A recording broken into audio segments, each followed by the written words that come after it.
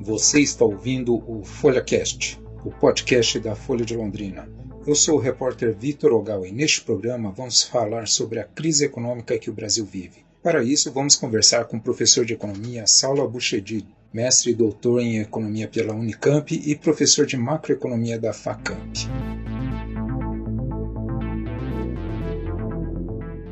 Aqui é o Vitor, repórter da Folha de Londrina, tudo bem? Ô Vitor, tudo bem e você? Tudo jóia. Desde 2008, a economia do Brasil já não vinha apresentando bons resultados, né? E com essa pandemia, a crise tem se agravado. Como é que o senhor analisa o cenário econômico atual do país? Na verdade, o cenário para 2021 ele é bem preocupante, né? Acho que eu diria que essa é a palavra, por conta, principalmente agora, do recrudescimento da pandemia.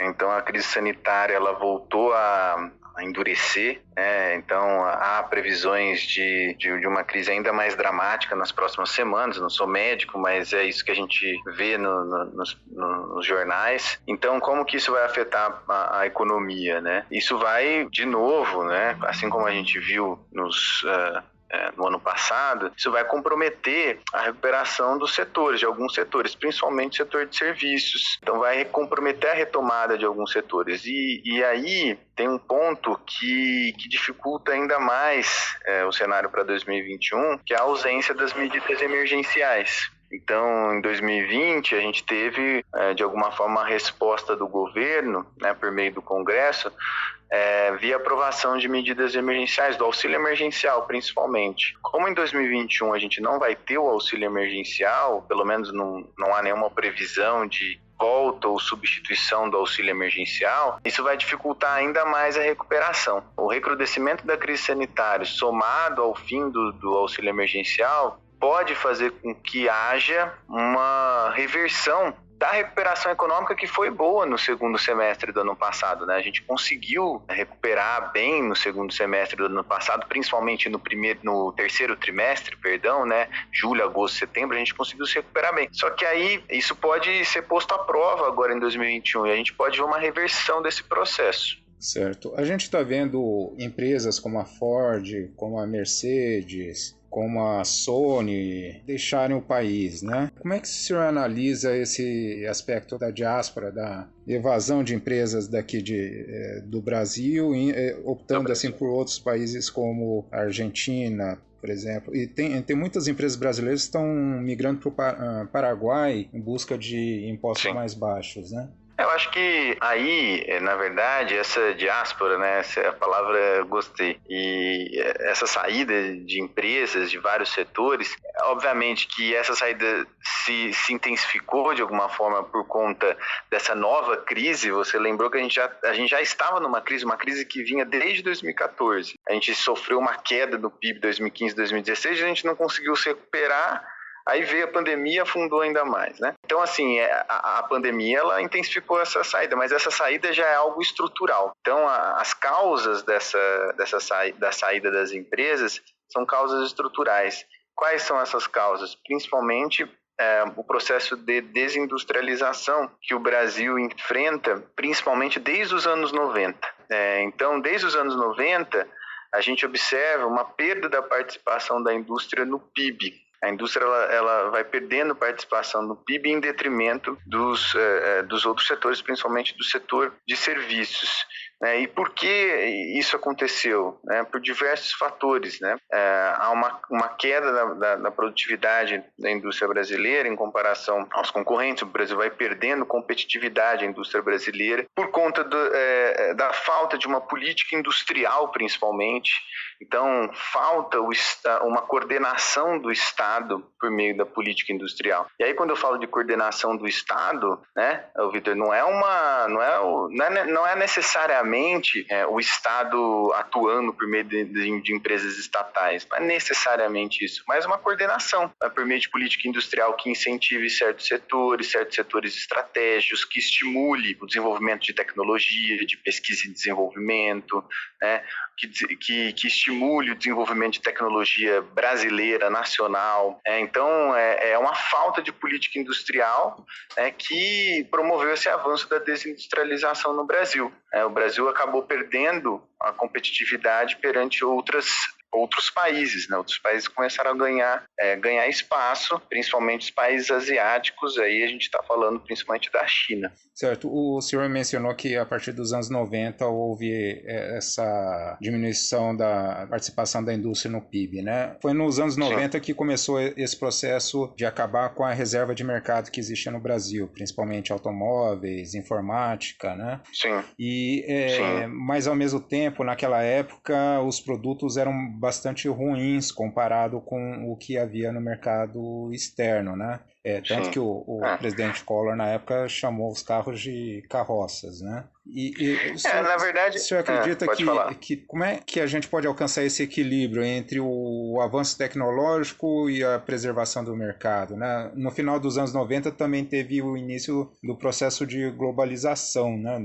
Indústrias cada vez mais adquirindo peças de diferentes países para montar em determinados locais, né? Como é que o senhor vê isso? Na verdade, assim, a gente teve um avanço na globalização. Como o Brasil se inseriu nessa globalização, a indústria brasileira, ela se inseriu na ponta, como a gente chama, que agrega menos valor. Então, a indústria, que é esse? Eu falei um economês agora, mas o que isso significa? Que, na verdade, a indústria brasileira, ela acabou se inserindo na ponta mais intensiva em trabalho. Então, por exemplo, quando eu sempre dou o exemplo do iPhone, né? Como que a indústria brasileira se inseriu na cadeia de produção do iPhone? Ela se inseriu na parte da montagem. Por quê? Porque o Brasil, ele ofereceu para a cadeia do iPhone aquilo que a principal vantagem aqui do mercado brasileiro, que é um custo salarial relativamente baixo em relação aos outros países, né? Então, o Brasil, ele não se inseriu na cadeia do iPhone por meio da produção de microchips ou de componentes mais tecnológicos. Então, a maneira pela qual o Brasil se inseriu acabou estimulando esse processo de desindustrialização e de perda da densidade da indústria, né? Esse é um ponto importante, né? E por que isso aconteceu? Falta de política industrial, falta de incentivo ao desenvolvimento industrial na fronteira tecnológica. E aí, esses pontos, né, em relação à reserva de mercado, eu acho que, na verdade, tudo isso é um processo. É claro que essas medidas, vamos dizer assim, protecionistas, de alguma forma esses subsídios, eles podem, num primeiro momento, resultar em produtos de pior qualidade, mas, né, com planejamento bem feito, essas medidas elas podem resultar num desenvolvimento tecnológico, né, no desenvolvimento industrial, principalmente, né? Agora, o ponto é você ter um certo planejamento. Por que eu estou falando isso? Não adianta você colocar uma reserva de mercado, Vitor, infinitamente sem reavaliações. Agora, não adianta também, o Brasil sempre foi o país do 880, não adianta também você derrubar todas as reservas de mercado, falar que o carro brasileiro é uma carroça e destruir, como o governo Collor fez e outros governos, destruir a indústria nacional automotiva, como aconteceu no Brasil nos anos 90, porque esse que é o ponto. Então, a partir dessa prerrogativa, dessa premissa de que o carro brasileiro é uma carroça, destruíram a indústria nacional e aí isso acabou nos deixando completamente alheio às decisões das empresas automotivas internacionais como a Ford. Então, tudo isso é um processo. Reserva de mercado é só um dos tipos de estratégia de política industrial. Você pode conceder subsídios para desenvolvimento de uma indústria nacional, pode financiar pesquisa de ponta, como outros países fizeram. Aí eu não falo só a China, o próprio Estados Unidos, que muita gente coloca como um exemplo do liberalismo, ele utilizou largamente o financiamento na defesa, por exemplo, para desenvolver financiamento militar, para desenvolver tecnologias que são utilizadas nas principais empresas de tecnologia nos Estados Unidos. Então, esse tipo de financiamento e um ou outro subsídio, eles devem ser verificados eles devem ser observados e avaliados no longo prazo. O que a gente tem visto durante esse período da pandemia é que grandes empresas como a Amazon, né, como a Apple, como Tesla, têm se beneficiado, né? Por que o sucesso dessas marcas num período de pandemia? E como incentivar os negócios locais? Do ponto de vista das grandes empresas globais, o que está acontecendo, primeiro, são dois fatores que eu listaria aqui. Primeiro, é um excesso de liquidez.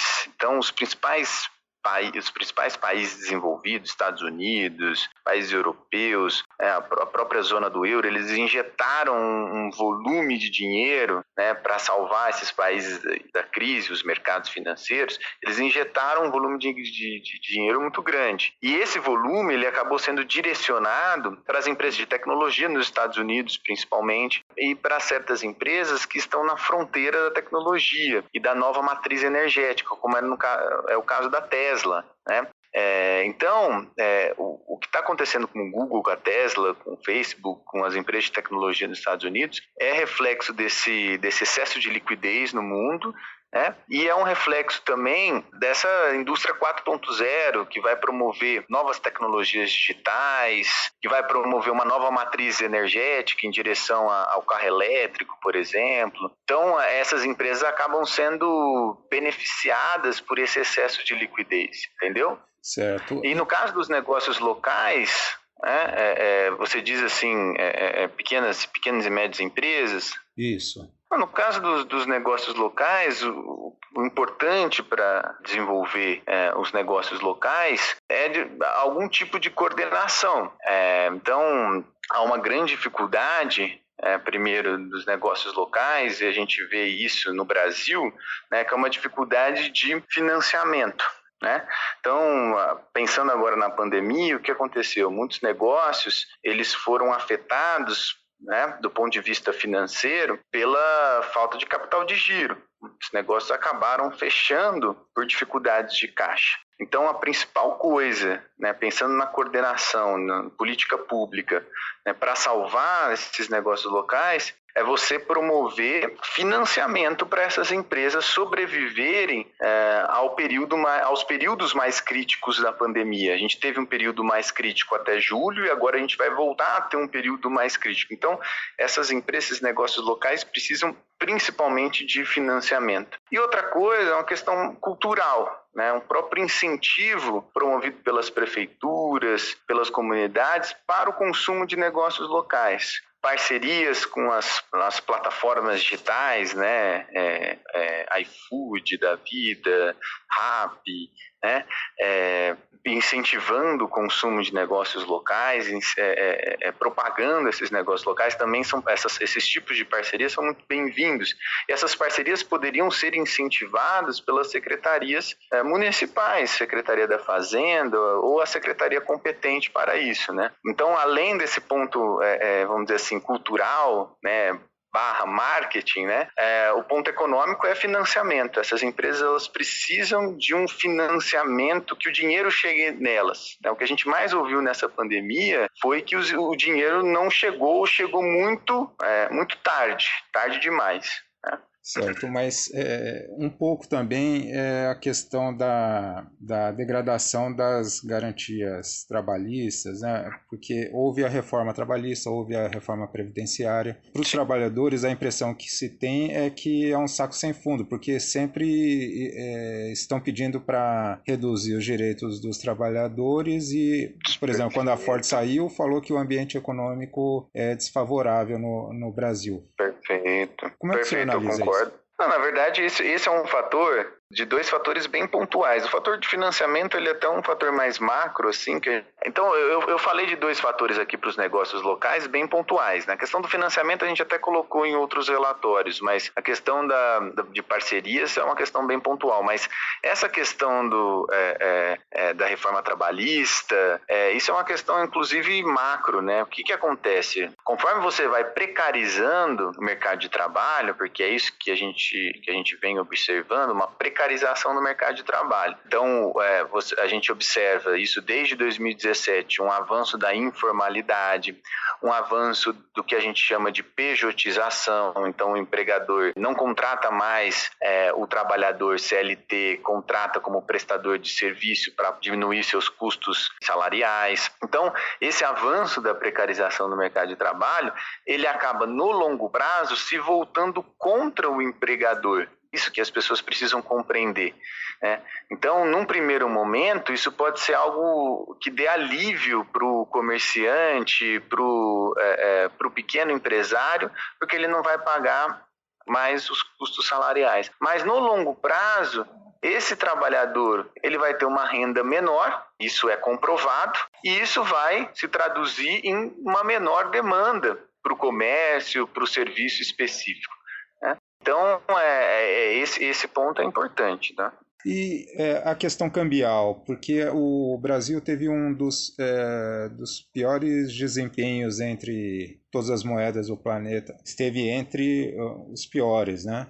Como é que você vê isso? Isso daí contribui para a pressão inflacionária aqui no país? Contribui. A gente até colocou no nosso último relatório isso. Contribui porque hoje o Brasil ele é muito dependente, né?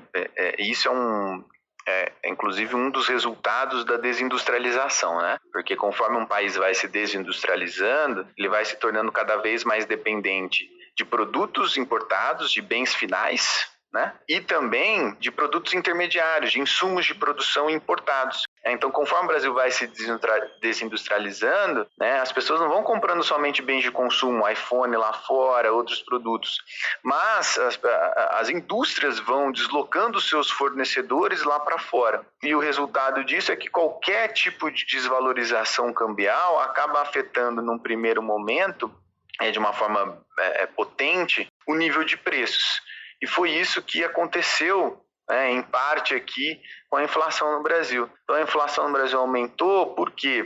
Primeiro, porque vários insumos, principalmente insumos destinados a alimentos, algumas commodities, aumentaram de preço. Você teve a combinação desse aumento de preço com a desvalorização cambial, né? E essa desvalorização cambial acabou aumentando os custos de produção, e esses custos, esse aumento de custo de produção foi repassado para o preço final, né? Então a desvalorização cambial acabou impactando um país que é cada vez mais desindustrializado como o Brasil. Outro fator, né, que a desvalorização cambial acabou afetando, que de certa forma é uma novidade, é em relação às exportações, porque a gente viu que a desvalorização cambial, em combinação com o aumento das commodities, por exemplo, o aumento do preço das commodities, como por exemplo o arroz, né, que a gente viu, entre outras commodities agrícolas, essa combinação, aumento de preço de commodity e desvalorização, acabou estimulando o produtor, por exemplo, de arroz, a exportar, ao invés de vender no mercado interno. Então, o produtor de arroz, né, ele se sentiu muito mais incentivado a exportar, e aí ele começou a vender no mercado interno com preço mais alto. Então, ele começou a aumentar os preços do mercado interno, dada essa atratividade do mercado externo. Bom, então, esse é um outro fenômeno. Ficou muito melhor para o produtor aqui brasileiro exportar, e isso acabou tendo um impacto nos preços aqui. E o papel do poder público para reverter esse cenário, tanto municipal, estadual e federal? O que pode ser feito para melhorar isso daí? Eu acho que nesse contexto que a gente vive muito complicado em relação à pandemia, o governo ele deveria prorrogar as medidas emergenciais. Eu acho que não tem como a gente pensar em qualquer tipo de volta ao teto de gastos num cenário tão dramático como a gente vive em relação à crise sanitária e inclusive à crise econômica. Então, acho que a principal medida dos governos nesse ano é renovar as medidas emergenciais, dentre elas o auxílio emergencial. Assim, ele pode talvez diminuir o auxílio ou diminuir o alcance, atender um menor número de famílias, porque de fato, né, o valor injetado no ano passado foi elevado, mas de alguma forma o governo ele vai ter que adotar medidas emergenciais para enfrentar a pandemia. Não tem outra solução. Os estados e municípios, alguns municípios, eles têm um certo dinheiro em caixa por conta do contexto do ano passado, que acabou fazendo com que os municípios não gastassem em certas áreas, gastassem menos em certas áreas, na verdade. Mas, ainda assim, alguns municípios vão precisar de um repasse extra da União, né, do governo federal, por conta dos maiores gastos provenientes da pandemia, né? Então, é esse o cenário. Certo. Em relação ao planejamento dessas 3 esferas, você acredita que pode ser melhor elaborado? Sim, eu acho que, na verdade, o Brasil ainda, o Congresso ainda nem votou o orçamento de 2021.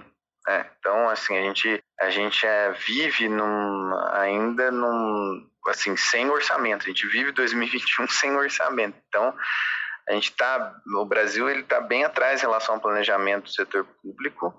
Há uma clara falta de coordenação da União com os estados e municípios, há uma dificuldade de coordenação, né, entre União, Estado e município. Essa dificuldade de coordenação, tanto para a gestão da crise sanitária quanto para a gestão da crise econômica, ela vai acabar afetando vários serviços públicos. A gente vê agora, né, a saúde nos jornais, mas vários outros tipos de serviços públicos essenciais. A gente vai ver agora também nesse ano a educação, a volta da educação, né, da educação presencial.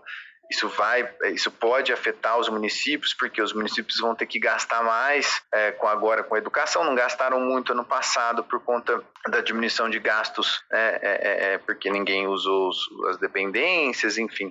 Mas agora isso vai exigir dos poderes municipais, só que há uma dificuldade de coordenação. Há dificuldades claras. Então, o governo ele precisa, de alguma forma, melhorar essa coordenação por meio da aprovação de medidas emergenciais, por meio de uma melhor comunicação com os estados e municípios. Tá certo. Para quem perdeu o emprego, dá para vislumbrar algum horizonte? É difícil. Nesse momento, assim, como é um momento difícil, eu acho que esse ano vai ser um ano desafiador. Para quem perdeu o emprego, esse ano vai ser um ano desafiador. Acho que a palavra em relação a esse ano é paciência, né? Porque principalmente no primeiro semestre, a crise sanitária, a pandemia, ela vai apertar, então ela vai afetar mais a recuperação do emprego e da renda. Então, a pessoa que está desempregada, eu sei que é muito complicado agora falar, mas ela deve ter paciência. E a gente vai observar, né, principalmente aquelas pessoas que já estavam desempregadas e recebiam auxílio emergencial, a gente vai, infelizmente, Vitor, observar um crescimento da miséria e da pobreza. Então, para essas pessoas é muito difícil você falar paciência, né, para as pessoas que já estavam desempregadas e que estavam ganhando auxílio emergencial e não tem para onde recorrer, né? Aí, nesse caso, né, a situação é muito mais dramática. Agora, para a pessoa que tem acabou de perder o emprego e tem uma certa reserva, um certo fundo, né, eles vão demorar mais para encontrar emprego. Acho que, sem dúvida nenhuma, é claro que isso é uma opinião macro, né? No micro pode ser que alguém consiga emprego mais rápido que outra pessoa, mas eles vão demorar mais, então é paciência. E os negócios que foram afetados pelo lockdown, pelas medidas de isolamento, tem perspectiva para essas pessoas? Olha, aí vai depender do tipo de negócio. Eu acho que, em relação ao comércio, né, comércio varejista, em geral, eles foram menos afetados, né? Então, o varejo foi menos afetado, porque o varejo acabou se redirecionando, né, para o e-commerce, principalmente. Então, acabou encontrando uma saída. Quem foi mais afetado foram os negócios ligados a serviços. Serviços na área de alimentos, de alimentação, hotel, alojamento, né, transporte. Então, nesse caso, eu acho que assim, o setor de serviços ele está se recuperando, mas muito muito lentamente. Eu não acredito que haverá um isolamento, mesmo com essa piora na pandemia, eu não acredito que vai ter um isolamento do mesmo nível que a gente viu, por exemplo, em abril, maio, junho, sabe? Eu acho que a gente não vai se repetir até porque o poder público ele não vai voltar. E por mais que o poder público volte, né, aqui em São Paulo você teve uma certa volta, eu não sei como está aí no Paraná, mas as pessoas não estão mais respeitando, ou não, muitas pessoas não estão com o mesmo temor que estavam no ano passado, pelo menos essa é a minha sensação. Então, eu acredito que as taxas de isolamento a gente não vai verificar nesses próximos meses. Então, eu não acredito numa piora do setor de serviços, por exemplo. Mas eu acredito numa recuperação muito lenta, né, no setor de serviços, né, restaurante, bar, uma recuperação bem lenta nos próximos meses. E no comércio varejista, aí sim, o fim do auxílio emergencial, aí é a notícia negativa, vai afetar negativamente o comércio varejista, principalmente o comércio ligado aos bens essenciais, né? Mercados, ou comércios ligados a qualquer tipo de bens essenciais. Agora, o setor de serviços ele já está num patamar muito ruim, né? Ele já está distante dos níveis pré-pandemia. O que vai acontecer daqui para frente é que ele vai se recuperar bem mais lentamente, né? O senhor acredita que em quanto tempo, ou não sei se meses ou anos, o Brasil pode recuperar a atividade econômica semelhante ao período de bonança entre até 2013, né? Como o senhor disse, que a partir de 2014 que Olha, eu acho, sinceramente, Vitor, isso vai depender, obviamente, da política econômica, né? Não tem como o Brasil, a gente pensar numa recuperação plena na volta dos patamares de 2014 sem saber o que vai acontecer com a política econômica. Certamente, se o Brasil continuar com o teto de gastos, ele não vai voltar tão cedo aos patamares de 2014. O teto de gastos, ele limita a capacidade do Brasil se recuperar dessa crise longa que a gente vive. Isso eu tenho certeza. É até difícil falar isso numa entrevista, mas isso eu tenho certeza. Com o teto de gastos, não tem como o Brasil voltar aos patamares de 2014. Tá? Sem o teto de gastos, num cenário sem teto de gastos, o Brasil tem chances, sim, de voltar. Né? E desde que tenha uma política industrial que ofereça um horizonte para o empresário, um horizonte de longo prazo, que incentive o investimento. Então, é isso. Eu acho que são esses os dois cenários. Mas se a gente considerar esse teto de gasto, é muito difícil. Por quê, né? Até para a pessoa que está lendo não achar que eu estou defendendo a gastança desenfreada. Não, porque o teto de gastos, ele significa, na verdade, uma diminuição dos gastos que incentivam o investimento. Os gastos que incentivam o investimento do setor privado. Então, o teto de gastos, ele acaba implicando nisso. Uma diminuição, né, de gastos que, na verdade, oferecem um horizonte de longo prazo para o empresário. É isso. Tá certo. O Bolsonaro falou que o Brasil está quebrado. O Brasil está quebrado tanto quanto em 1987, quando Sarney declarou moratória? Não, eu acho que, na verdade, são bases diferentes de comparação, porque nos anos 80, o Brasil ele tinha problema da dívida externa. Quando você tem uma dívida externa, o Estado tem, na verdade, uma dívida externa elevada, essa é a única possibilidade de um país quebrar. Qual que é a única possibilidade de um país quebrar? Quando ele tem uma dívida em moeda estrangeira, em dólar, né? Então, quando o país tem uma dívida em dólar elevada, ele pode quebrar. Por quê? Porque ele não emite essa moeda. Ele depende das reservas internacionais. Então, se ele tem uma reserva, um colchão de moeda estrangeira baixo, ele tem uma dívida alta, ele não vai conseguir cumprir, honrar essa dívida, então ele tem possibilidades de quebrar, simplesmente não conseguir pagar. Como aconteceu com o Brasil, por exemplo, em 1982, na crise da dívida externa. A situação hoje é completamente diferente. Por quê? Porque o Brasil ele tem uma dívida externa baixíssima, desprezível. né, vamos dizer assim. Então a dívida externa brasileira é baixa e quase que a totalidade da dívida pública brasileira é denominada em reais, é denominada na sua própria moeda. E tem uma coisa que eu ensino para os meus alunos de macroeconomia: um país não quebra na sua própria moeda. Um país, ele não quebra na sua própria moeda. O Brasil, ele não pode quebrar se ele tem uma dívida denominada em reais. Uhum. Então, o Brasil, como ele tem uma dívida denominada em reais, ele sempre vai conseguir financiar essa sua dívida. O que pode ser diferente? Isso quer dizer que o Brasil pode se financiar e pode aumentar a sua dívida infinito? Não, tá? Por quê? Porque quanto mais endividado um país fica, as condições de financiamento da sua dívida, elas acabam se dificultando, né? Então, por exemplo, como que o Brasil financia? Ele emite títulos, certo? Então, ele emite títulos de curto e longo prazo. Então, se o Brasil se endivida muito, né, ele pode encurtar a sua dívida, por exemplo, né? Pode haver um encurtamento da dívida pública. Isso que pode acontecer, um aumento das taxas de juros, talvez ali que remuneram os títulos, tá? Mas esse não é um fator limitante, tá? Não é um fator limitante.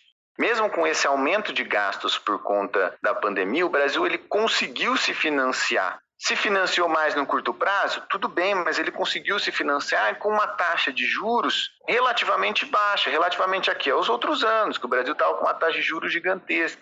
Então o Brasil ele consegue se financiar. Então esse argumento que o Brasil está quebrado, ele é falso, tá? Uhum. Então ele não existe, não é nenhuma questão de opinião. A gente não pode tratar o orçamento público como um orçamento familiar. A gente não pode tratar o orçamento público como um orçamento familiar. O Brasil tem condições de financiar sua dívida, condições que uma família não tem, certo? Então, o argumento do Brasil quebrado não é motivo para o Brasil limitar os seus gastos, ainda mais num momento como esse. Professor, muito obrigado pela entrevista. Imagina. Eu espero ter ajudado. Ajudou bastante. Tá ótimo. Tá. Eu agradeço. Muito obrigado, viu, professor? Imagina, eu que agradeço. Um abraço. Abraço. Tchau. Tchau.